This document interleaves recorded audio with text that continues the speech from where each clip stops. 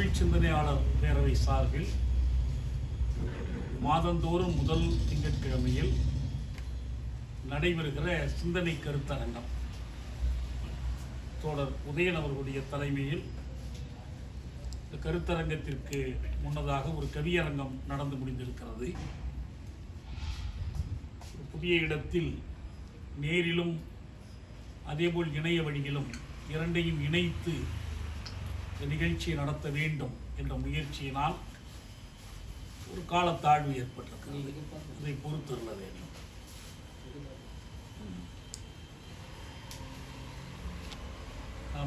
அண்மையில் மேனாள் குறித்து ஒரு சிறிய அறைக்குள் ஒரு கலந்துரையாடல் நிகழ்த்தினோம். அதில் கலந்து கொள்ள விரும்புகிறவர்கள் நேரில் வர முடியாதவர்களுக்காக இணைய வழியில் தொடர்பு ஏற்படுத்தினோம். அது ரொம்ப விரும்பினார்கள் எல்லோரும். அதனால் தான் இந்த நிகழ்ச்சியையும் அப்படி விரும்புகிறவர்கள் வெளியிலிருந்தும் காண்பதற்கு கேட்பதற்கு வசதியாக இதை நாம் ஒழுங்கு செய்திருக்கிறோம். நாம் ஏற்கனவே நம்முடைய அரசியல் வகுப்புகளில் விரிவாக பேசியிருக்கிற ஒரு தலைப்பு தான் இது. ஒரு தலைப்பில் பல முறை இதை பற்றி நாம் பேசியிருக்கிறோம். கார்ல் மார்க்ஸ் அவர்களுடைய பிறந்த நாள் மே 5ஆம் நாள் வருவதை ஒட்டி மே முதல் நாள் முடிந்திருப்பதை ஒட்டியும் இந்த நிகழ்ச்சியை இந்த தலைப்பில் நடத்த வேண்டும் என்று தோழர் உதயன் விரும்பினார். அந்த முறையில் தான் நாம் இன்றைக்கு இந்த தலைப்பை எடுத்துக்கொண்டிருக்கிறோம். அதிலும் குறிப்பாக கார்ல் மார்க்ஸ் என்று சொல்லும் போதெல்லாம் ஃப்ரெட்ரிக் எங்கெல்ஸையும் அதற்குள் சேர்த்து கொள்ள வேண்டும். அந்த இரண்டு பேருடைய கூட்டு சிந்தனை, அவர்கள் எந்த அளவுக்கு இணை பிரியாமல் இருந்தனர் என்பதை காட்டிலும் ஈருடல் ஒரு மனமாகவே வாழ்ந்தார்கள் என்பதற்கு சான்றான சில கட்டுரைகள் தான் இந்த தலைப்புக்கு நமக்கு உதவும். 1847 அவர்கள் எழுதிய பொதுமை அறிக்கை என்ற ஒரு சிறு நூல், 50 பக்கம் கூட வராத ஒரு சிறு நூல், 48 அது வெளியிடப்பட்டது. கம்யூனிஸ்ட் லீக் என்ற அமைப்புக்காக அவர்கள் எழுதி கொடுத்த ஒரு ஆவணம். அதற்கு பிந்தைய காலத்தில் அந்த முடிவுகளை அறிவியல் சான்றுகளோடு மெய்ப்பிப்பதற்கு வரலாற்று செய்திகள், பொருளியல் செய்திகள், பண்பாட்டு செய்திகள் என்று விரிவானதொரு ஆய்வை மார்க்ஸ் மேற்கொண்டார். மார்க்சினுடைய அடிப்படையான இருபெரும் கண்டுபிடிப்புகளை பற்றி ஃப்ரெட்ரிக் எங்கெல்ஸ் சொல்லும்போது, ஒன்று, மனித சமூகம் வளர்ந்து வந்திருக்கிற சமூக வளர்ச்சி வரலாற்றின் விதியை, நெறிமுறையை அவர் கண்டுபிடித்தார். எப்படி வரலாறு நிகழ்கிறது? திடீரென்று ஒருவர் புதிதாக களத்திற்கு வருகிறார், அவர் ஒரு பக்கம் வரலாற்றை தூக்கி கொண்டு போய்விடுகிறார். ஏற்கனவே வரலாற்றை தூக்கி சுமந்தவர்கள் அதை இறக்கி வைக்க சங்கடப்படுகிறார்கள். ஒருவேளை இவர் பிறக்காமல் இருந்திருந்தால், இவர் பிறந்தாலும் இந்த வேலைக்கு வராமல் இருந்திருந்தால் என்றெல்லாம் அடிக்கடி நாம் விவாதங்களை பார்க்கிறோம். ஆகவே வரலாற்றை தீர்மானிப்பவர்கள் சில தனி மனிதர்கள், சில வீரர்கள், சில பேரழகிகள், சில புலவர்கள்,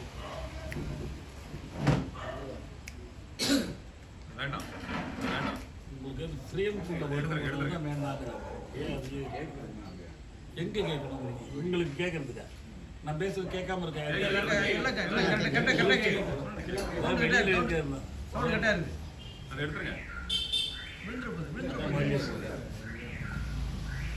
இப்போ ஃப்ரெண்ட்ல இல்லை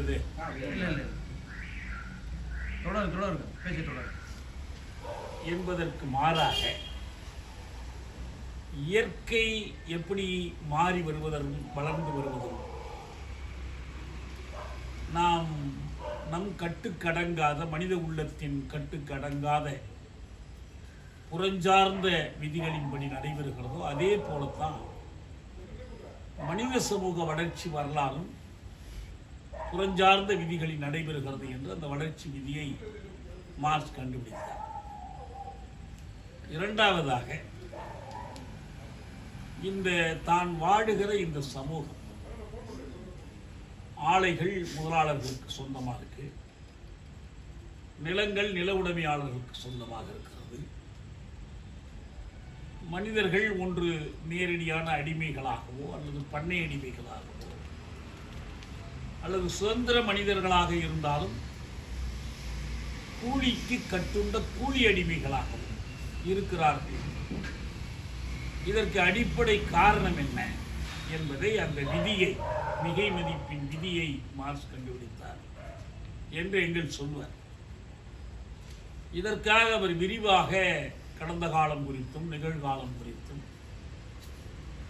ஆய்வு செய்ய வேண்டியிருந்தது. அதை லண்டனில் உட்கார்ந்து செய்தார். ஏன்னா அன்றைக்கு புதிதாக வளர்ந்து கொண்டிருந்த நீராவி புரட்சியை தொடங்கி ஹாலந்திலும் ஹாலந்துக்கு பிறகு இங்கிலாந்திலும் தான் பெரிய அளவில் ஆலைகள் தொடங்கப்பெற்று ஒரு புதிய சமூக ஆற்றல்கள் வந்து கொண்டிருந்தார்.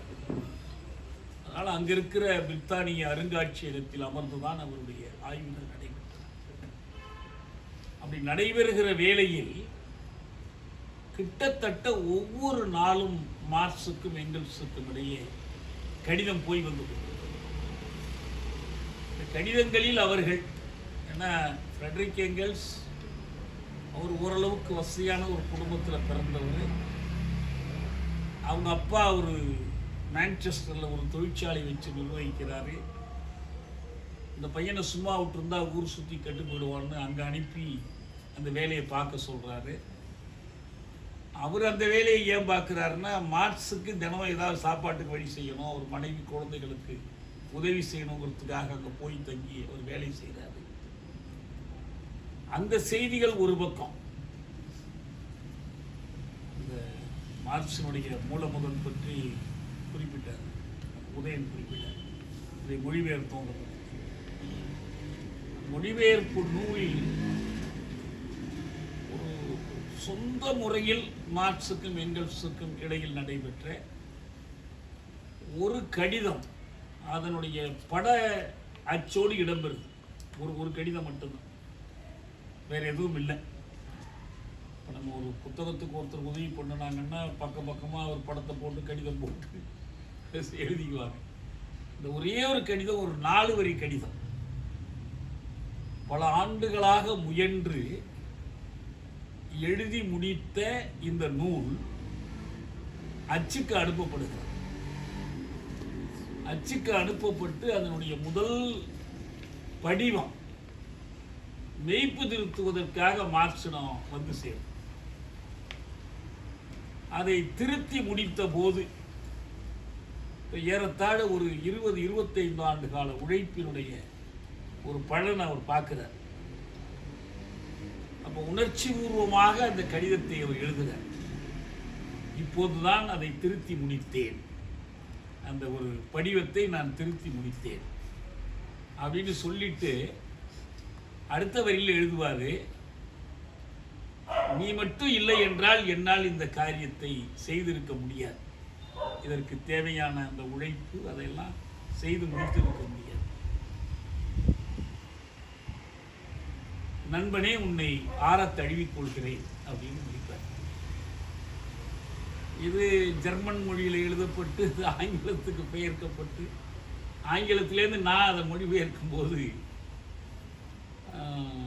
எங்கெல்ஸ் அவர்களே, நான் உங்களை அறத்தழி, இப்போ என்னோட கிருஷ்ணயா எடிட்டர் இருந்தார், அவர் சொன்னார், இப்படி தான் எழுதியிருப்பாங்கன்னு நினைக்கிறீங்க, அப்படி எழுதிக்க மாட்டாங்க, நண்பனே உன்னை தழுவிக் கொள்கிறேன் தான் எழுதுவார். 2 பேரும் தமிழர்களாக இருந்தால் வாங்க போங்க நான் பேசிட்டு இருப்பாங்க, போடா அப்படின்னு இருப்பாங்க. அப்படி ஒரு நெருக்கத்தை உங்கள் இதில் வரல, உங்கள் கடிதத்தில் வரலன்னு சொல்லுவார். இதெல்லாம் எழுதிட்டு கீழே எழுதுவார், நீ அனுப்பிய 2 ஸ்டெர்லிங் பணம் கிடைத்ததுன்னு எழுதுவார். அதுலேயும் அவர் அந்த அளவுக்கு வந்து அவங்க கடித தொடர்புகளில் இது அல்லாமல் நீங்கள் மார்க்ஸ் எங்கெல்ஸினுடைய எழுத்துக்கள் தொகுப்பு நூல்கள் என்று எடுத்து பார்த்தீங்கன்னா 2 பேருக்குமான அந்த கடிதங்கள்லேயே வந்து நிறைய செய்திகளை விவாதிப்பார். பிரிட்டனில் புரட்சி எப்படி நடைபெறும், பிரித்தானிய முதலாளர்கள் ஒரு அமைதியான மாற்றத்துக்கு இடமளிப்பார்களா அளிக்க மாட்டார்களா, எல்லாவற்றையும் அவங்க கடிதங்களில் விவாதிப்பார். அவங்க கடிதங்கள் எல்லாமே அது போன்ற செய்திகள் நிறைந்திருக்கும். எந்த அளவுக்கு அவங்க ஒரே கருத்துடையவர்களாக வளர்ந்தார்கள் என்பதற்கு ஒரு வேடிக்கையான சான்று பிற்காலத்தில் கிடைச்சிச்சு. என்னன்னா 1850 தொடங்கி அந்த ஒரு 57 கிட்டத்தட்ட நம்ம இப்போ எடுத்துக்கிட்டு இருக்கிற தலைப்பு வந்து 57 வரைக்கும் வரும். ஒரு 7-8 ஆண்டுகள் மார்க்ஸ் வந்து அமெரிக்காவில் வெளிவந்து கொண்டிருந்த நியூயார்க் ட்ரிபியூன் என்ற பத்திரிகையில் தொடர்ந்து கட்டுரைகள் எழுதினார். அந்த காலத்தில் நடந்த மிக முக்கியமான சில நிகழ்ச்சிகள், அதில் ஒன்று தான் அந்த அமெரிக்காவில் ஆபிரகாம் லிங்கன் தலைமையில் உள்நாட்டு போர் நடத்தி அடிமை முறையை ஒழித்தது. லிங்கனுக்கே மார்க்ஸ் ஒரு கடிதம் எழுதுகிறார். நான் கொஞ்ச நாள் முன்னால் முகநூலில் கூட அந்த கடிதத்தை எடுத்து கொடுத்துருந்தேன். அந்த இழப்பதற்கு ஏதுமில்லாத உண்மையான பாட்டாளி வகுப்பு என்றால் அது இந்த அமெரிக்காவில் அடிமைகளாக வாங்கி வரப்பட்டு வேலை வாங்கப்பட்ட அந்த கருப்பர்கள் தான். அவங்க விடுதலை போட்டியெல்லாம் எழுதுவார்.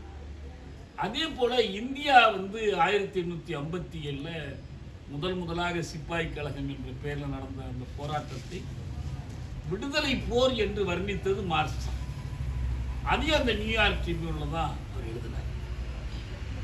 கிழக்கிந்திய கம்பெனி எப்படி அங்கே போனிச்சு, கிழக்கிந்திய கம்பெனி இங்கிலீஷ் கிழக்கிந்திய கம்பெனிக்கும் பிரெஞ்சு கிழக்கிந்திய கம்பெனிக்கும் இடையில் நடைபெற்ற மோதல்கள், போட்டிகள் இந்தியாவில். இந்த கட்டுரைகளில் ஒரு சில கட்டுரைகள் அதுக்காக இதை சொல்ல வர எங்கெல்ஸ் எழுதி மார்க்ஸ் பேரில் அனுப்பி வச்சுருக்கார். இவருக்கு நேரம் இல்லைன்னு.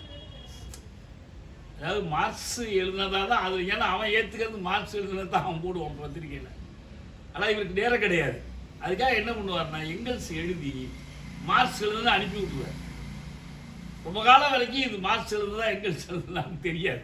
ஏன்னா ரொம்ப நெருங்கிய நண்பர்கள் 2 பேரையும் பயின்று வருகிறவர்களுக்கு தான் என்ன தெரியும்னா இந்த 2 பேரில் யாருடைய நடை எப்படி இருக்கும், யார் என்ன சொல்லாட்சியை கையாளுவார்கள்ங்கிறது அவங்களுக்கு மட்டும்தான் எனக்கு தெரியும். இப்போ நம்ம அண்மையில் இந்த இது நடந்துச்சு பாருங்க, பாபர் மசூதி தொடர்பாக 5 நீதிபதிகள் தீர்ப்பு எழுதினாங்கல்ல, அதை வந்து ரொம்ப மோசமான செயல், அதை இடித்தது கொடிய குற்றம். அதனால் அந்த இடத்த அவங்கள்ட்டே கொடுத்துருங்க, யார்கிட்ட இடித்தவங்கள்ட்டே கொடுத்து கோயில் கட்டிக்க சொல்லிடுங்கன்னு சொல்லி தீர்ப்பு கொடுத்தாங்க பாருங்க. அந்த நீதிபதிகள் யாரும் எந்த தீர்ப்பாக இருந்தாலும் நீதிமன்றம், உயர் நீதிமன்றம், உச்ச நீதிமன்றத்தில் 5 பேர் சேர்ந்து எழுதுகிற தீர்ப்பாக இருந்தாலும் சரி, 2 பேர் எழுதுகிற தீர்ப்பாக இருந்தாலும் சரி, யார் அந்த முதல் வரைவை எழுதினாங்களோ அவங்க கீழே வந்து கையெழுத்து போடுவாங்க. அவங்க பேரில் தான் அது வரும். ஆனால் இந்த தீர்ப்பில் யாருமே கையெழுத்து போடல. அவர் ரொம்ப காலம் கழித்து அவர் பேர் என்னங்க, தலைமை நீதிபதியாக இருந்தார். அவர் என்ன சொன்னார் உங்களுக்கு, சந்திரசூடு, ஒய்வி சந்திரசூடு, அவங்க அப்பாவும் சந்திரசூடு எனக்கு உடனே ஞாபகம். அவர் நல்ல தீர்ப்பெல்லாம் எழுதணும். நான் ஒரே குழப்பமாக இருந்துச்சு என்ன எழுதலான்னு. ஒரு கடவுள்கிட்ட கேட்டால் கடவுள் கட்டளையிட்டபடி நான் எழுதிட்டேன்.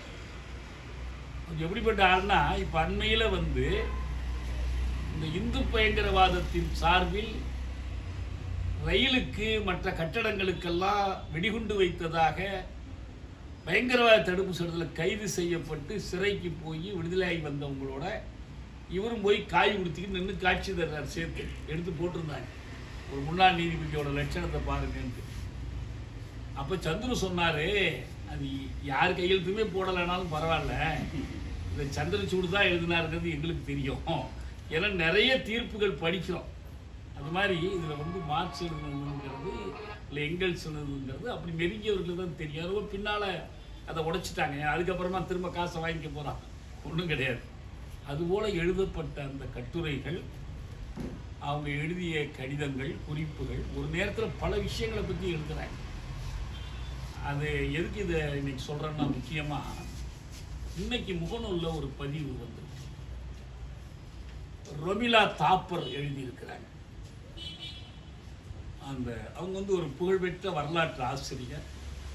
ஜவஹர்லால் நேரு பல்கலைக்கழகத்தில் எமிரட்டஸ் ப்ரொஃபஸர், சிறப்பு பேராசிரியர். அவங்க நிறைய வரலாற்று நூல்கள், அவங்க கோசாம்பி மாதிரி அவங்க இன்னொரு முக்கியமான வரலாற்று ஆசிரியர். உங்களுக்கு இந்துத்துவ கோட்பாடு உள்ளவர்களுக்கெல்லாம் அவங்க மேலே ஒரு வெறித்தனமான கோபம். அவங்க நேரடியாக மார்க்சிஸ்ட் அல்லது மார்க்சிஸ்ட் கட்சி அல்லது இன்னொரு கட்சியில் உரிப்போம் அப்படிலாம் இல்லை. அவங்க அணுகுமுறை, ஆய்வு முறை, வரலாற்றை ஆய்வு செய்கிற முறை வந்து மார்க்சிய ஆய்வு முறை தான். கோசாம்பியாக இருந்தாலும், ரொமிலா தாப்பராக இருந்தாலும், ஆர்எஸ் சர்மாவாக இருந்தாலும், இர்ஃபான் ஹபீப், இவங்க எல்லோருமே மார்க்சிய முறையில் தான் இந்திய வரலாற்றை ஆய்வு செய்கிறாங்க. அதில் அவங்களுக்குள்ளேயே நிறைய கருத்து வேறுபாடுகள் உண்டு.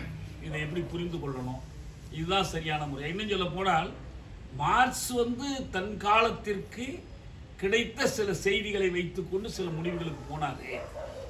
ஆனால் அதுதான் சரியாக இருக்கணும்னு அவசியம் இல்லை. உதாரணமாக இந்தியாவில் நில உடைமை இல்லை, தனியார் நில உடைமை என்பதே இல்லை, எல்லாம் ஊருக்கு பொதுவான நிலங்கள் தான் இருந்தன, அவன் பேர் வந்து மன்னர் பேரில் இருக்கும் என்ற ஒரு மார்க்ஸுக்கு ஒரு கருத்து இருந்துச்சு. இது அப்படியே எல்லா காலத்திலும் இல்லை, பிற்காலத்தில் இதில் மாற்றம் ஏற்பட்டுடுச்சு. முகலாயர் காலத்திய நில உடைமை பற்றிய தகவல்கள் மார்க்ஸுக்கு போய் சேரல என்று யார் இர்ஃபான் ஹபீப் எழுதுறார். இங்கே சென்னையில் வந்து அவர் பேசுனது நான் தான் மொழிபெயர்த்தேன். விபி சந்தன் நினைவு சொற்பொழிவிலேயே பேசுகிறார். வரலாறு எழுதியல் பற்றி ஹிஸ்டாரியோகிராஃபி, மார்க்சிசம் ஹிஸ்டாரியோகிராஃபிங்கிற தலைப்பில் அவர் பேசினார். அப்போ அதில் வந்து அது மாதிரி சொல்கிறாங்க. ஆனால் அடிப்படையில் அவங்க அணுகுமுறை என்னன்னா மார்க்சிய அணுகுமுறை. வரலாறு எப்படி இயங்குகிறது, வரலாற்று இயக்கத்துக்கு அடிப்படையாக இருப்பது எதுன்னா இது இந்த நாட்டுக்கு பொருந்தும், அந்த நாட்டுக்கு பொருந்தாது, அந்த மாதிரி வரக்கூடிய ஒரு கருத்தை எடுத்து வைத்துக்கொண்டு ரொமிலா தாப்பர் கிண்டல் பண்ணியிருக்காங்க. ஏன்னா நீங்கள் இதில் எடுத்து பார்த்தீங்கன்னா, விக்கிபீடியாவெலாம் எடுத்து பார்த்தீங்கன்னா,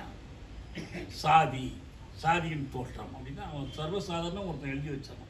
அதுக்குன்னே வேலைக்கு போட்டு ஆள் தொடர்ந்து எழுதுறானுங்க. முஸ்லீம்களும் பிரித்தானியர்களும் தான் இந்தியாவில் சாதியை கொண்டு வந்தார்கள்லாம் எழுதலாம். அவங்க தான் சாதியை கொண்டு வந்தாங்க, அதுக்கு முன்னாலாம் சாதியே கிடையாது, அவங்களுடைய இதுதான் இது அப்படின்னு ஒவ்வொன்றுக்கும் சொல்லலாம். இந்த வரலாற்றை ஆய்வு செய்கிற முறைக்குள்ள இதை பூரா இதுக்கு தான் இந்த புராண கதைகளை தான் அடிப்படையாக கொண்டு அவன் ஆய்வு செய்யறான். அதனால அவங்க சொன்னாங்க, ஆர்எஸ்எஸ் பிஜேபி என்ன சொல்றாங்கன்னா, எங்களுடைய இந்துத்துவம் காலனியாதிக்க மனநிலையிலிருந்து எல்லாரையும் விடுவித்துக் கொண்டிருக்காங்க, டீகாலனைஸ் பண்ணுது. எல்லாம் வந்து காலனியாதிக்க சிந்தனையில ஊறி போயிருக்கிறாங்க. நாங்கள் டீகாலனைஸ் பண்றோம், எதை எடுத்தாலும் நாங்கள் டீகாலனைஸ் பண்றோம்.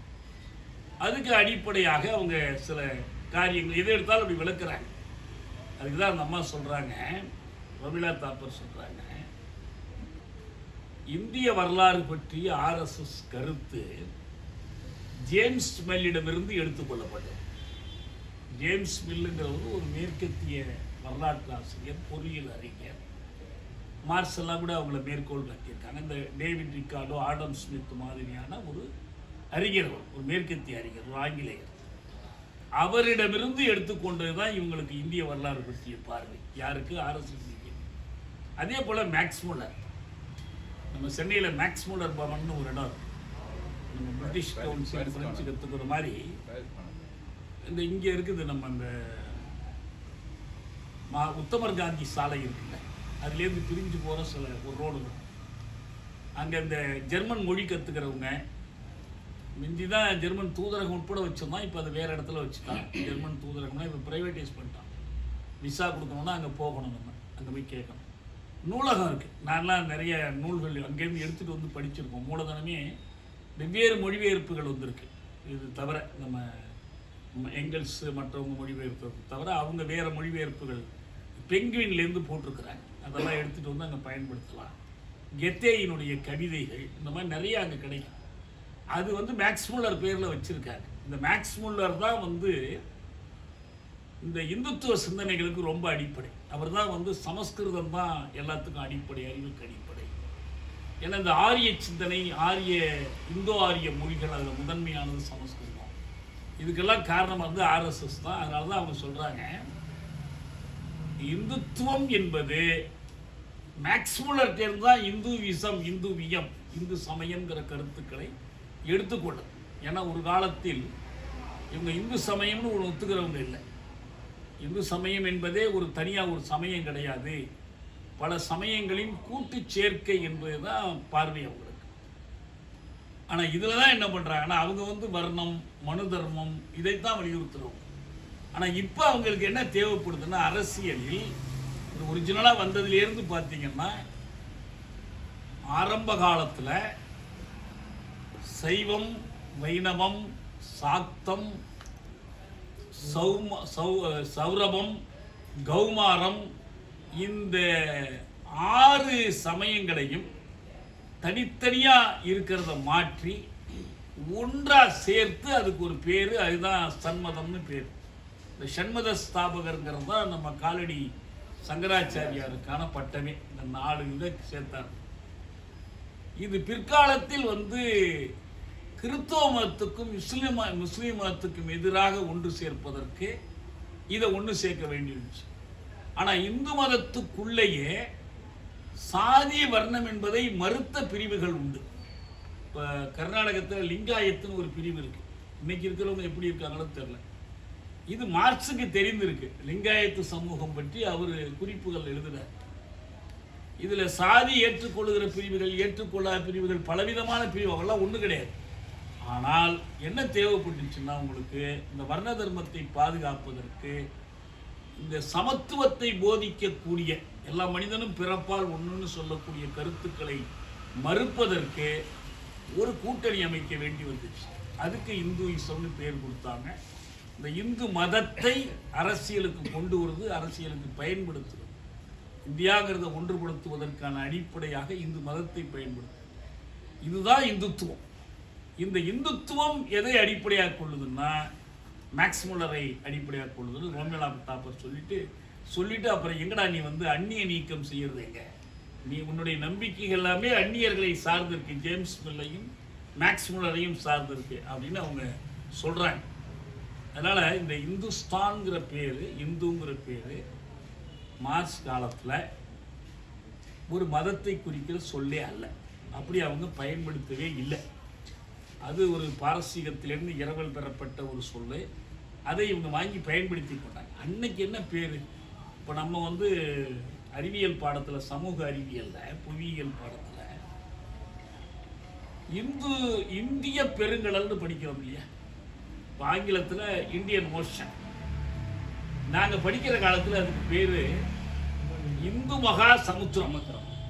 இன்னமும் நம்ம இலங்கை தமிழர்கள் அதை சொல்லுவாங்க. ஏன்னா அவங்களுக்கு அந்த பழைய பாடம் தான் இன்னும் இருக்கு. இந்து மகா சமுத்திரம். இந்து மகா சமுத்திரம். அப்போ கிறிஸ்தவ மகா சமுத்திரம் எங்க இருக்கு? முஸ்லீம் மகா சமுத்திரம்லாம் எங்க இருக்கு? அப்ப இந்துங்கிற பேர் வந்து ஒரு புவியியல் பெயர், அது ஜியோகிராபிக்கல் நேம். நீங்க இலங்கைன்னு சொல்ற மாதிரி, இந்தியான்னு சொல்ற மாதிரி அது ஒரு புவியியல் பேர். அந்த புவியியல் என்ன சொல்லுது? இந்துஸ்தான் அப்படின்னு சொல்லுது. இந்துக்கள் மட்டும் வாழுகிற இடம்லாம் அர்த்தம் இல்லை. இன்னும் சொல்ல போனால் இந்த இந்துஸ்தான்ல வாழக்கூடிய மக்கள் இருக்கிறாங்கல்ல, அவங்க எல்லோருக்கும் சேர்த்துனா ஹிந்துஸ்னு பேர். மார்க்ஸ் வந்து ஹிந்து அப்படின்னு சொன்னார்னா இந்த நிலப்பரப்பில் வாழக்கூடிய ஒருத்தன் அர்த்தம். அவன் என்னென்னத்தெல்லாம் கடைபிடிக்கிறான், என்ன மதத்தை சேர்ந்தான், என்ன மதத்தை நிராகரிக்கிறான் என்பதெல்லாம் கிடையாது. அவர் வந்து அதை இந்துஸ்தான், அதனுடைய நில அமைப்பு, அதனுடைய மக்களுடைய வாழ்க்கை எல்லாவற்றையும் பற்றி நமக்கு வியப்பாக இருக்கிறதுன்னா அவ்வளவு தொலைவில் இருந்து கொண்டு அன்றைக்கு கிடைக்கக்கூடிய செய்திகளை மட்டும் எடுத்து பயன்படுத்தி கொண்டு அதை அவங்களுக்கு பக்கமாக இருக்கிற நாடுகள் ஒப்புறார். இத்தாலியை போலன்னு சொல்கிறார். இத்தாலி, ஆனால் இது வந்து ஆசியாவுக்குரிய அளவுகளில் ஒரு இத்தாலி. ஒரு இத்தாலி என்று குட்டி இந்தியான்னு சொல்லலாம். இந்தியாவை வந்து ஒரு பெரிய இத்தாலின்னு சொல்லலாம். இப்போ நமக்கு இமாலயம், அவங்களுக்கு வந்து ஆல்ப்ஸ் மலை இருக்குது. வங்கத்து சமவெளி போல் அங்கே வந்து லொம்பார்டி சமவெளிகள் இருக்குது என்று நிறைய ஒப்புறார். அப்போ தீவை கூட சொல்ல விடாமல் சொல்கிறார். நமக்கு இலங்கை தீவு இந்தியாவுக்கு இருக்குதுன்னா அவங்களுக்கு வந்து சிசிலின்னு ஒரு தீவு இருக்குது. நம்மள மாதிரியே இத்தாலியினுடைய நிலப்பகுதியை ஒட்டி இருக்கக்கூடியது. அதே போல மண்ணின் விளைபொருட்கள் எப்படி இப்பெல்லாம் இருக்கு. ஆனா இவ்வளவு சொல்லிட்டு அவர் சொல்றாரு, ஆனால் சமூக கண்ணோட்டத்தில் இந்துஸ்தான் இத்தாலியாக இல்லை, அது அயர்லாந்தாக இருக்கிறது. ஏன் சொல்றாருன்னா, அயர்லாந்து வந்து கிரேட் பிரிட்டனுக்கு அடிமையாக காலனியாக இருந்தது, அவர்களால் சுரண்டப்பட்ட ஒரு நாடாக இருந்தது. அந்த அயர்லாந்தினுடைய நிலைமையில்தான் இருக்கிறது என்று சொல்லுவார். அதனால வேண்டி இவங்களுடைய வணக்க முறைகள் மற்றது தொன்மை காலம் முக்கியமாக அவர் சொல்லக்கூடிய 2-3 செய்திகளை நமக்கு இன்றைக்கு ஆய்வுகளுக்கு பயன்படுங்கிறதுனால நம்ம சொல்லிக்கலாம். என்ன சொல்லிக்கலாம்னா, இந்த இந்துஸ்தான் அதனுடைய சமூக அமைப்பு அது எப்படி இருந்துச்சு அப்படின்னு சொன்னா, உள்நாட்டு போர்கள், படையெடுப்புகள், புரட்சிகள், அரச கவிழ்ப்புகள், நிறைய சிக்கலா துரிதமா நடத்தக்கூடிய இத்தனைக்கு நடுவில் அந்த சமூகம் மேல்மட்டத்தில் மட்டும்தான் மாற்றங்கள் அடைந்து கொண்டே இருந்துச்சு. ஆனா அடி ஆழத்தில் அதே சமூகம், அதே கிராமம், அதே எல்லை, கிட்டத்தட்ட அதே பெயர்கள், அதே விளைச்சல், அதே வாழ்க்கை முறை, இப்படிதான் அது நீடித்து போய்கொண்டே இருந்துச்சு. இது பல நூற்றாண்டுகளுக்கு நினைவு கட்டா காலம் தொட்டு இது இப்படிதான் இருந்துச்சு அப்படின்னு சொல்லி அதுக்கு என்ன காரணங்கிறத சொல்றார். 3 விதமான அரசு துறைகள் அன்னைக்கு இருந்துச்சு. 3 துறைகள் என்னன்னா, ஒன்று நிதித்துறை, மார்க்ஸ் கொடுக்கிற பேரு உள்நாட்டு கொள்ளையடிக்கும் துறை. உள்நாட்டில் இருக்கிறவங்களை கொள்ளையடிக்கிறதுக்கு பேரு நிதித்துறை. போர், இது வெளிநாட்டில் கொள்ளையடிக்கும் துறை, இது வந்து போர். இறுதியாக இத்தனையும் நடக்கணும்னா என்ன வேணும்னா பொதுப்பணித்துறை, பப்ளிக் ஒர்க்ஸ். இப்போ கூட பொதுப்பணித்துறை ஒரு விதமான கொள்ளையடிக்கிற துறை தான் அது. அது யாருக்கு எவ்வளோ கான்ட்ராக்ட் கொடுக்கலாம், சம்பந்தி கொடுக்கல, எது வருமானம் கொடுக்கல. பொதுப்பணித்துறை ஒரு பசையான துறை. ஆனால் அன்னைக்கு அதை அந்த அர்த்தத்தில் அவர் சொல்லலை. இந்த வரி போட்டு கொள்ளையடித்தல், படையெடுத்து போய் கொள்ளையடித்தல், அப்புறம் இந்த பொதுப்பணித்துறை. பொதுப்பணித்துறை ஏன் தேவைப்படுதுன்னா, இத்தனையும் நடக்கணும்னா என்ன பண்ணணும், நீர்ப்பாசன ஏற்பாடுகள் ஒழுங்காக இருக்கணும். அணை கட்டுறதுலேருந்து, தண்ணீரை முறையாக பாய்ச்சுவதிலிருந்து, வெள்ளம் வருகிற போது சாகுபடி செய்வதிலிருந்து, அந்த தொடர்ச்சியான விளைச்சலை பாதுகாக்கணும். நம்ம வந்து இதுலேயே படிக்கிறோம்ல, மகாபாரத கதையிலேயே சோறு போடுறதுக்குன்னு ஒருத்தர் இருக்கணும். சோறு போட்டுக்கிட்டே இருந்தால் தான் அவன் தொடர்ந்து போய் சண்டை போட முடியும். அதற்கேற்பதான் எல்லாம் பண்ணாங்க. அதனால வேண்டி கால்வாய்கள், அணைக்கட்டுகள் வாயிலாக ஒரு நீர்ப்பாசன பரப்பை வந்து உருவாக்கி வச்சிருந்தாங்க. கீழை நாட்டுக்கே உரியாது. மார்க்ஸ் வந்து அடிக்கடி பயன்படுத்தக்கூடிய ஒரு சொல்லு வந்து ஏஷியாட்டிக்னு சொல்றாரு. ஆசியானா அந்த கண்டத்தை குறிக்கும். ஏஷியாட்டிக் என்று சொன்னால் ஆசியாவுக்குன்னு ஒரு தனித்தன்மை வாய்ந்த, அது உண்மையிலேயே ஆசியாவுக்குள்ள இருக்கலாம், ஆசியாவுக்கு வெளியில கூட இருக்கலாம், ஒரு ஆசியத்தனம், ஆசியத்தன்மை வாய்ந்த ஒரு பொருள் உற்பத்தி முறை, அதுக்குரிய அரசாங்க முறை, அதற்குரிய கொடுங்கோன்மைகள், இதையெல்லாம் வந்து ஒரு ஆசியத்தனம், ஆசியத்தன்மை உள்ளது என்று சொல்றார். இது பாரசீகம்ங்கிறது இன்னைக்கு இருக்கிற ஈரான், பாரசீகத்துக்கும் இந்துஸ்தானுக்கும் எகிப்துக்கும் ஏமனுக்கும் இதெல்லாம் பொருந்தும் அப்படின்னு சொல்றார். எப்படி ஒரு அழிவு போர் என்பது நடந்து அதனால் அதனுடைய நாகரிகங்கள் எப்படி அழிந்து போகுது. கிழக்கிந்திய கம்பெனியில் பிரித்தானியர்கள் என்ன பண்ணாங்கன்னா, அந்த பழைய அரசாங்கங்கள்டேருந்து அவங்க கைப்பற்றும் போது 2 துறையை கையில் எடுத்துக்கிட்டாங்க. ஒன்று இந்த உள்நாட்டு வரி வசூல் துறை, இன்னொன்று படையெடுத்து போய் சண்டை போடுற துறை. எப்படி இவ்வளோ பெரிய நாடு, இவ்வளோ பெரிய மக்கள் கூட்டம், ஒரு சின்ன நாடு பிரிட்டன், அவங்ககிட்ட எப்படி போய் அடிமைப்பட்டுச்சு என்பதை அவர் விளக்குறார். இவர்களுக்கு இடையில் இருக்கிற ஜாதி வேறுபாடுகள், பழங்குடி வேறுபாடுகள், சிற்றரசர்களுக்கு இடையிலான மோதல்கள், பேரரசர்களுக்கு இடையிலான வேறுபாடுகள், இப்போ இவனுக்கு போட்டியாக வந்த மற்ற ஐரோப்பியர்கள், டச்சு கிழக்கிந்திய கம்பெனி, பிரெஞ்சு கிழக்கிந்திய கம்பெனி, அவர்கள் இங்கே படையெடுத்து வந்து, நம்ம ராபர்ட் கிளைவ் டூப்ளே பற்றியெல்லாம் படிக்கிறோம்ல, கடைசியாக ஒரு 7 ஆண்டு போர் நடந்து எல்லையோரத்தில் இருக்கிற ஒரு 5-6 நகரங்கள் தவிர, நம்ம புதுச்சேரி மாதிரி ஒரு 5-6 இடம் தவிர பாக்கி எல்லாத்தையும் பிரிட்டன் கைப்பற்றி பண்ணிக்கிறாங்க. இத்தனைக்கு நடுவில் சமூக நிலைமைகளில் ஒரு மாற்றம் இல்லாமலே இருக்கு. இப்போ அவங்களுடைய முக்கியமான வேலை அன்னைக்கு என்ன? ஒன்று கைத்தறி, இந்த நூல் நூற்றலும் நெசவு செய்தலும். அதுக்கு பிறகு உழவு தான். அவங்களுடைய உழவுக்கும் தொழிலுக்கும்னா, உழவு என்பது விவசாயம் தான், தொழில் என்பது இதுதான். இப்போ இதிலிருந்து இவங்களுக்கு கிடைக்கக்கூடிய அரிதான பொருட்களை எல்லாம் வெளிநாட்டுக்கு ஏற்றுமதி செய்யும். ஒரு கேள்வி அடிக்கடி எழுப்பப்படுறது என்னன்னா, பிரிட்டன் இந்தியாவுக்கு வந்துச்சு, பிரிட்டிஷ் கிழக்கிந்திய கம்பெனி வந்துச்சு, நேரடியாக பிரிட்டிஷ் அரசு வரல. ஒரு தனியார்கள் சேர்ந்து ஒரு கம்பெனி உருவாக்கி அவங்க நாங்கள் போய் அங்கே வணிகம் பண்ணுறோன்னு ஆரம்பிக்கிறாங்க. 17ஆம் நூற்றாண்டிலேயே தொடங்குறாங்க. வேடிக்கையாக கிராமத்தில் சொல்லுவாங்க, தோல் காய போகிறதுக்கு எங்கள் ஊரில் இடம் இல்லை, கொஞ்சம் இடம் கொடுங்கன்னு வந்து கேட்டான் வெள்ளைக்காரன். தோல் காய போட இடத்த கொடுத்தோம், நாட்டை பிடிச்சிட்டு போயிட்டான்னு சொல்லுவாங்க. முதல்ல அப்படி தான் வந்தாங்க. அப்புறம் வணிக உரிமங்கள் வாங்கினாங்க. அப்புறம் சரக்குகளை சேர்த்து வைக்கிறதுக்கு குடோன்கள், கிடங்கிகள் கட்டணும்னாங்க. அப்புறம் கிடங்கிகளில் திருட்டு போகாமல் இருக்கிறதுக்கு சுற்றி கோட்டை சுவர்களை கட்டணும். இந்த கோட்டைகளுக்குள்ளே கொண்டு வந்து படைகளை நிறுத்தினாங்க. இது எல்லாவற்றையும் செய்து அதனுடைய கொஞ்சம் கொஞ்சமாக தங்களுக்கு ஒரு படையை வச்சுக்கிட்டாங்க. அப்புறம் இவங்க படைகளை பயன்படுத்த ஆரம்பித்தாங்க. இந்த குறுநில மன்னர்களுடைய படைகளை பயன்படுத்த ஆரம்பித்தாங்க. நம்ம இங்கே எப்படி பாளையக்காரர்களோட எல்லாம் சண்டை போட்டாங்க, இதெல்லாம் ஒரு நீண்ட வரலாறு நம்ம படிச்சிருக்கோம்.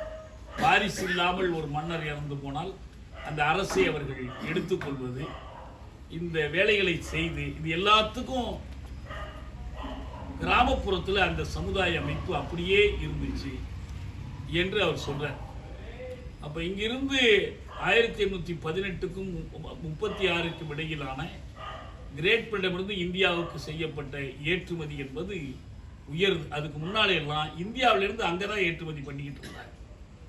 அதில் தங்கம், வெள்ளி, இந்த கோயில்களில் கொள்ளையடித்தது, பெண்கள் நகை போடுறதை பற்றி சொன்னார் உதயன். மார்க்ஸ் எழுதுகிறாரு, ஒரு பெண் ஆடையே இல்லாமல் கூட இருப்பாள், ஆனால் அவள் நகை அணியாமல் இருக்க மாட்டாள். அதுதான் அவங்க செல்வத்தினுடைய அடையாளம், அதுதான் நிலைத்து நிற்கக்கூடியது. அதெல்லாம் இவங்க எல்லாத்தையும் வியாபாரத்துக்கு பயன்படுத்துகிறாங்க.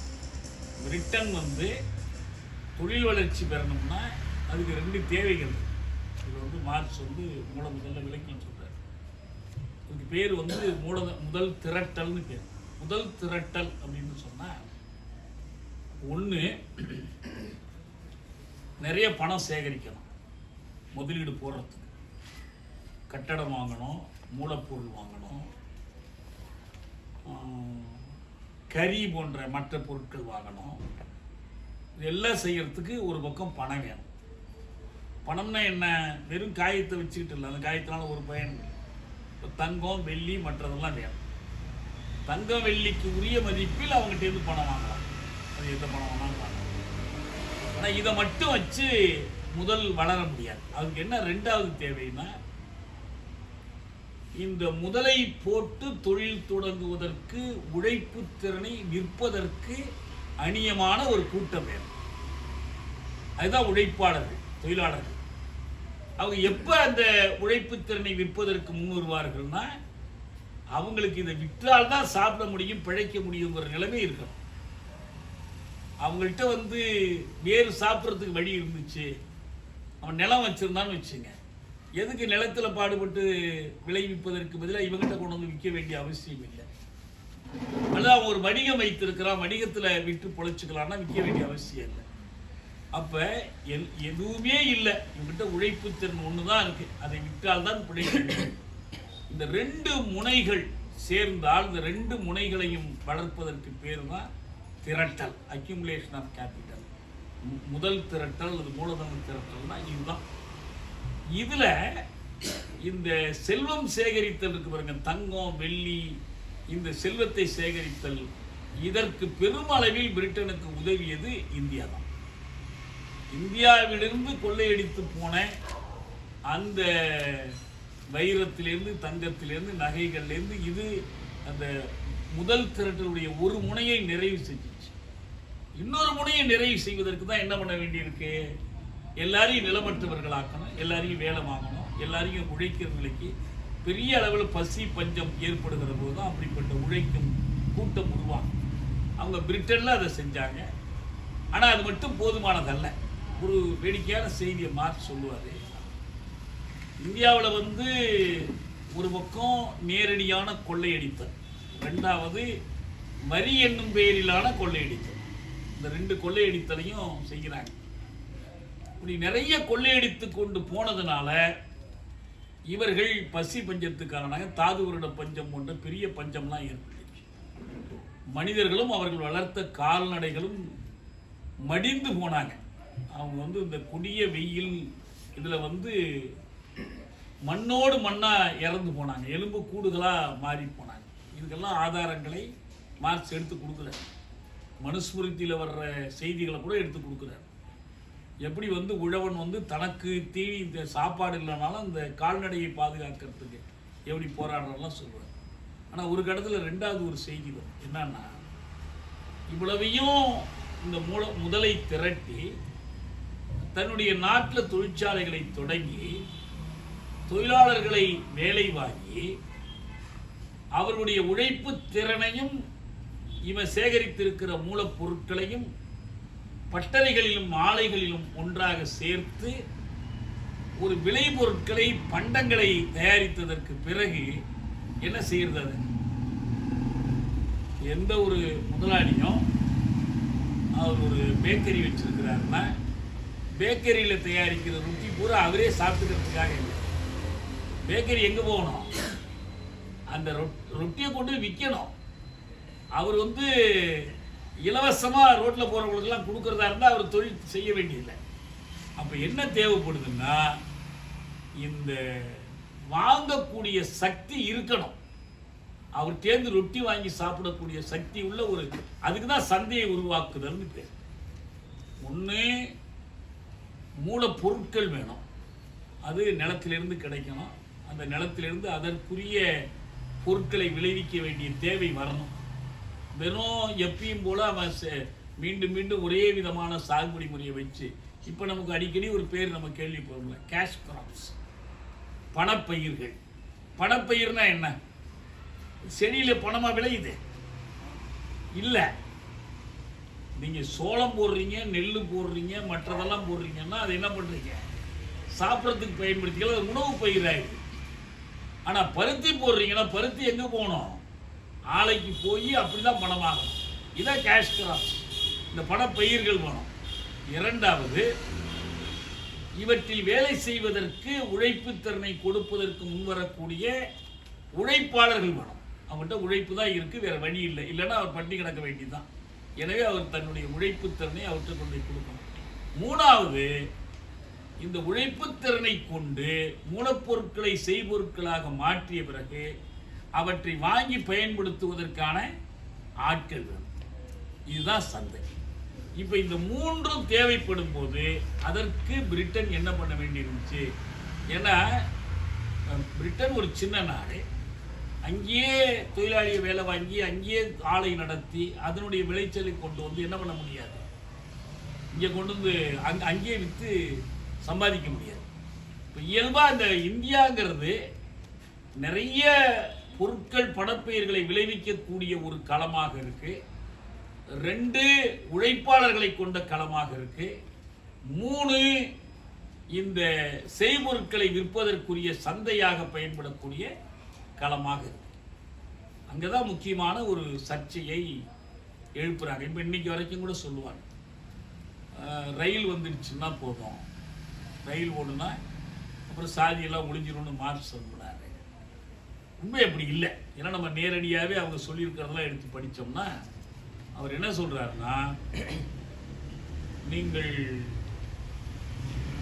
ஒரு அகண்ட பரந்த நாட்டில் கடல் வழியாக கொண்டு வந்து இறக்கக்கூடிய அந்த சரக்குகளை உள்நாட்டுக்கு எடுத்துக்கிட்டு போகும். அதே போல உள்நாட்டில் கிடைக்கக்கூடிய பருத்தி மற்ற பணப்பயிர்களை துறைமுகத்துக்கு கொண்டு போய் தான் பிரிட்டனுக்கு ஏற்றி கொண்டு போகும். இது 2க்கும் என்ன தேவை? ரயில் ரோட்ஸ், ரயில் பாதைகள் அமைக்கணும், இருப்பு பாதைகள் அமைக்கணும். இதை தவிர ஒரு அரசியல் காரணமும் இருக்கு. என்ன அரசியல் காரணம்? பிரித்தானிய அரசுக்கு எதிராக, வரி கொடுமைக்கு எதிராக இந்த மன்னர்களுக்கு இடையில் சண்டை மூட்டி விடுறதுக்கு எதிராக கலகங்கள் நடக்கும்போது அந்த கலகங்களை ஒடுக்கணும். அந்த கலகங்களை ஒடுக்கணும்னா படைகள் இடத்துக்கிடம் விரைவாக நகரணும். நான் சொன்ன முதல்ல 1857 இந்தியாவில் நடந்த, நம்ம பாடப்புத்தகத்தில் பிள்ளைங்களுக்கு சொல்லி கொடுக்குறாங்க, சிப்பாய் கலகம்னு, சிப்பாய் மியூட்டினின்னு சொல்லி கொடுக்குறாங்கல்ல. மார்க்ஸ் தான் முதல்ல அதை முதல் இந்திய விடுதலை போர்னு பேர் கொடுத்தார். அந்த சிப்பாய் கலகம் நடப்பதற்கான காரணிகளாக 2 காரணிகளை சொல்லுவாங்க. ஒன்று என்ன, இஸ்லாமியர்கள், அவங்க இஸ்லாமியர்களும் அந்த படையில் இருக்காங்க. பிரிட்டன் வந்து மார்க்ஸ் என்ன சொல்லுவார்னா, 2 கோடி இந்தியர்களை 2 லட்சம் இந்தியர்களை கொண்டு அடக்கி வைப்பது, இதுதான் வந்து பிரிட்டனுடைய படை என்பது. ஒரு 2 லட்சம் பேர் இருக்கிற மக்கள் ஒடுக்குவதற்கு யார் வேணும்? ஒரு 2000 பேர் வேணும். இந்த 2000 பேர் யார்கிட்டேருந்து வருவான்? இவங்குள்ளேருந்து தான் எடுத்துக்குவான். இப்போ நம்ம பார்த்தோம்ல, அண்மையில் இந்த நம்ம சத்தீஸ்கர் மத்திய பிரதேசத்துலாம் அவன் வந்து ஒரு படையை வைக்கிறான், சல்வா ஜுடுங்னு. சல்வா ஜுடுங்கில் யார் இருக்கிற? அதே பழங்குடிகள் தான். அப்போ 1 கோடி பழங்குடிகளை ஒடுக்குவதற்கு ஒரு 1000 பழங்குடிகளை கொண்டு படையமைப்பு. அத்தனை படை வீரனும் வெள்ளக்காரனாகவே இருந்தான்னா அவன்கிட்ட ஏது அவ்வளோ வெள்ளக்காரன்? அதிகாரிகள் மட்டும் அவனா இருப்பான். அல்ல அவனுக்கிட்ட முழு விசுவாசமாக உருவாக்கப்பட்டவனா இருப்பான். அந்த மாதிரி அவன் செய்யும் போது அந்த முஸ்லீம்கள் அந்த ஒரு அப்பெல்லாம் வந்து ஒரு தோட்டாக்களை வந்து இப்போ மாதிரிலாம் மிஷின்கள் மாதிரி டக்குன்னு கொள்ள முடியாது. அதை பல்லில் கடித்து அந்த கொழுப்பை எடுத்துட்டு தான் அந்த தோட்டாவை போட்டு சுடும். அவன் என்ன சொன்னா, இந்த இஸ்லாமிய சிப்பாய்களுக்கு கொடுக்கப்படுற தோட்டாவில எல்லாம் பன்றி கொழுப்பு தடவி இருக்கு, இந்து சிப்பாய்களுக்கெல்லாம் மாட்டு கொழுப்பு தடவி இருக்குது அப்படின்னு ஒரு கதை பரப்பிட்டாங்க. எனவே இதை எதிர்த்து கலகமாக அது மாறுனுச்சுன்னு சொல்லுவாங்க. அது மட்டுமே காரணமாக இருக்க முடியாது. அதை தவிர அவங்களுக்கு என்ன காரணம் இருந்துச்சுன்னா, இப்போ நம்ம அந்த ஜான்சி ராணி லக்ஷ்மிபாய் கதையிலெல்லாம் படிக்கிறோம் பாருங்க.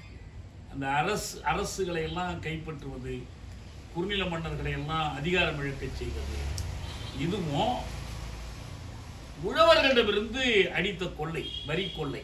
அந்த வரி கொள்ளையினால பாதிக்கப்பட்ட அந்த உழவர்கள், இந்த உழவர்கள் தான் பிரிட்டானிய படையிலே சிப்பாய்களா இருக்கிறாங்க.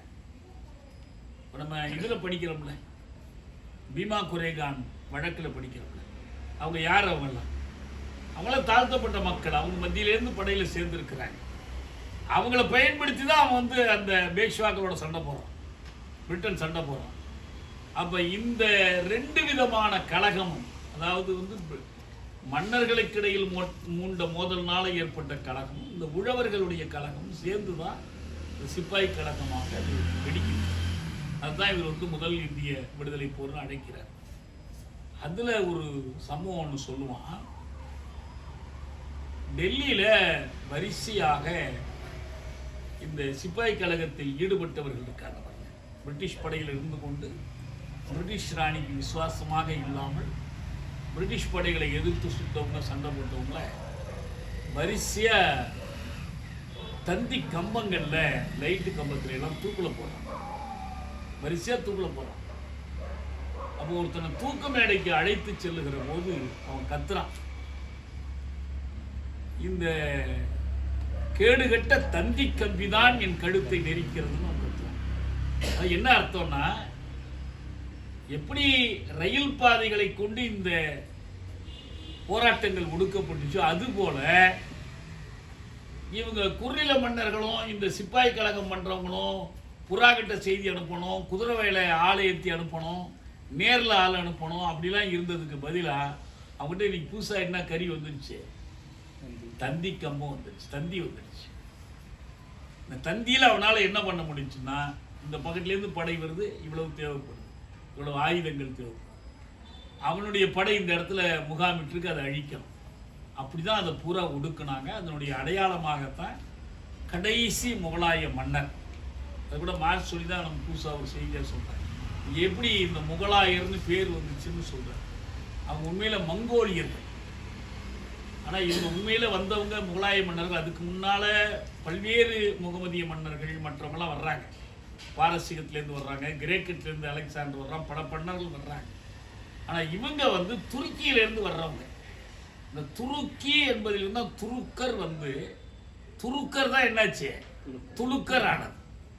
துருக்கர்னு சொல்றத நம்ம இப்ப எடப்பாடி சொல்றாரு, திருப்பி திருப்பி சொல்லிக்கிட்டே இருக்கிற கேட்க மாட்டேங்கிறாரு.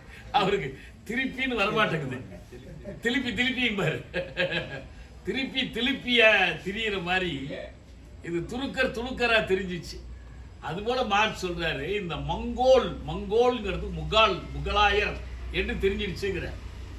ஆனா நினைச்சுக்கிட்டாங்களா, அவங்க உண்மையில மங்கோலியர்கள் இல்லை. அவங்க துருக்கியிலேருந்து வந்தவங்க தான். ஆனால் இவங்க மங்கோலியர்னு நினைக்கிறாங்க. நினைச்சுக்கிட்டு அந்த பேரை கொடுத்துட்றாங்க. அது நினைச்சு போகுது. இந்த கடைசி முகலாய மன்னர் தான் இந்த சிறு குறுநில மன்னர்கள்லாம் சேர்ந்து இந்தியாவுடைய பேரரசர்னு அறிவிக்கிறாங்க. ஏன்னா பிரிட்டனை எதிர்த்து போரிடும் போது தங்களுக்கு ஒரு தலைமை வேணும்ல, ஏதாவது ஒரு அரசர் வேணும்னு அவர் அறிவிக்கிறாங்க. அவங்க ஆரம்பத்திலே பிரிட்டிஷ்காரன் பிடிச்சி கொண்டு போய் பர்மாவில் இருக்கக்கூடிய மண்டலே சிறைச்சாலையில் அடைச்சி சிறையிலேயே அவர் இறந்தும் போயிட்டார். அவர் தான் கடைசியாக இந்தியாவுடைய கடைசி சக்கரவர்த்தி அந்த மன்னர் தான். அது ஒரு தனிக்கதை. இது எல்லாமே மார்க்ஸ் வந்து இவ்வளவு வரலாற்று செய்திகளையும் திரட்டி எல்லாத்தையும் எழுதி அவர் என்ன சொல்ல விரும்புகிறாருன்னா, இவ்வளவு கழகங்கள், ஆட்சி மாற்றங்கள், அரசாட்சி மாற்றங்கள் எல்லாவற்றுக்கும் நடுவில் இந்த சமுதாயம் அசையாமல் நிலைத்து நின்று கொண்டு ஒரு மாற்றமும் இல்லை. அதே ஊர் தலைவன் தான், அதே தலையாரி தான், அதே கர்ணம் தான். இந்த பேரெல்லாம் கூட கொடுக்குறாரு.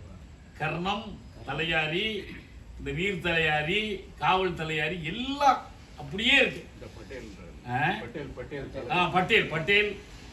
ஊர் பட்டேல். அவர் பெரும்பாலும் அந்த வடநாட்டு செய்திகள் தான். நமக்கு அப்பெல்லாம் இந்த ஆட்சி தமிழ்நாட்டுக்கு வராத காலத்தால தமிழ்நாட்டு பேர். ஆனால் கர்ணம் வருது. கர்ணம் அங்கேயும் அதே பேர் தான் போடுறது. கர்ணம், தலையாரி வருது. இது எல்லாத்தையும் எழுதுறாரு. அதில் என்ன சொல்றாருன்னா, பிரிட்டன் இதில் தலையிட்டு அவனுடைய சந்தை தேவைகளுக்காக இதில் ஒரு மாற்றத்தை கொண்டு வந்தான். இந்திய சமுதாயத்தில் விரும்பியோ விரும்பாமலோ பிரிட்டன் ஏற்படுத்திய ஒரு புரட்சியாக அது அமைந்தது. அதுவரை அசைவில்லாத சமுதாயம் அசைவுற்றது. அப்படி அசைவுற்றதற்கு பிறகு அந்த ஆட்சியை எப்படி நடத்தி அவங்கள்ட்டேருந்து எப்படி மேற்கொண்டு சுரண்டணும், எல்லா மன்னர்களையும் தென் கீழே கொண்டு வந்துட்டான். பேருக்கு தான் வந்து 1857க்கு பிறகு 58 வந்து இனிமேல் இருக்கிற மன்னராட்சிகளை நான் ஒன்றும் தொந்தரவு பண்ண மாட்டேன், தீண்டுவதில்லைன்னு கொண்டு வரலாம். அதை மீறி வந்து கொண்டுட்டு வந்துடலாம். ஆனால் என்ன இதுலேருந்து நமக்கு முக்கியமான படிப்பினைன்னா, இவ்வளவு மாற்றங்களுக்கு நடுவில் அந்த சமூகம் நிலைத்து நின்றதற்கான உண்மை காரணத்தை மார்க்ஸ் வந்து இந்த ஆசிய வழி உற்பத்தி முறை என்ற அந்த சொல்லில் கொடுக்குறார். ஏன்னா பொதுவாக மார்க்சிஸ்டுகள், மரபுவழி மார்க்சிஸ்டுகள், மார்க்சியத்தை ரொம்ப மேலெழுந்த வாரியாக புரிந்து கொள்ளுகிறவர்கள், அவங்க ஒரு நம்பிக்கை என்ன வச்சுருக்காங்கன்னா, நம்ம சமூக அமைப்புகள் எல்லாம் சில படிநிலைகளை கடந்து வருது.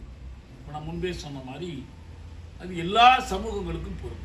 இப்போ நம்ம ஜாதி என்று எடுத்துக்கிட்டால், ஆணாதிக்கம்னு எடுத்துக்கிட்டால், மக்கள்கிட்ட பரவலாக இருக்கிற நம்பிக்கை என்ன, இதுதான்ப்பா எல்லா காலத்துலையும் இருக்கு, இது 1000 காலத்து பயிர், இதெல்லாம் ஒருத்தர் நினைச்சா மாற்ற முடியுமா? ஒரு அரசாங்கம் மாற்ற முடியுமா? ஒரு கட்சி நினைச்சா, ஒரு தலைவர் நினைச்சா மாற்ற முடியுமா? அதே போல ஏழை பணக்காரனா என்னைக்கு இருக்கிறது தான். இது உலகம் பூரா இருக்கிற நம்பிக்கை. இது தலையில் எழுதுறது. இந்த நம்பிக்கையெல்லாம் வச்சிருக்கான் பாருங்க. ஆனால் வரலாற்றை பின்னோக்கி சென்று அதனுடைய ஆதி மூலங்கள், வேர்களை எல்லாம் ஆராய்ந்து பார்த்தால் நமக்கு தெரிய வருவது என்னவென்றால், சில 1000 ஆண்டுகள் தான் இந்த அமைப்பெல்லாம் இருக்கு. லட்சக்கணக்கான ஆண்டுகள் எப்படிப்பட்ட அமைப்பு இருந்திருக்கு மனிதகுலம் தோன்றிய காலத்தில் இருந்து. அது ஒரு பொதுமை சமூகத்தில் தான் இருந்திருக்கு. உடனே இல்லை, அதுக்கு தேவைப்படலை. அது ஒரு சமூகத்தையே தூண்டலை. அன்னைக்கு இருக்கிற உற்பத்தி திறன்களுக்கு தேவைப்படலை. ஆனால் இதுதான் வந்து நிலை, என்றைக்கு நிலைங்கிற அந்த நம்பிக்கை இருக்கு பாருங்க. அதில் ஒரு சமூக அமைப்பு எப்படி படிமலர்ச்சி கண்டு வந்தது. நீங்கள்லாம் நிறைய இதில் புத்தகங்களை படிப்பீங்க. ஒரு தொல் பொதுமை குமுகம், அப்புறம் ஒரு அடிமை, ஆண்டான் அடிமை குமுகம், அதுலேருந்து வந்து ஒரு நிலக்கிழாரிய குமுகம், நிலக்கிழாரிய சமூகம், நிலப்பிரபுத்துவ சமூகம், அப்புறம் முதலாளித்துவம், அப்புறம் சோசியலிசம், இப்படி தான் சொல்லி கொடுத்தாங்க.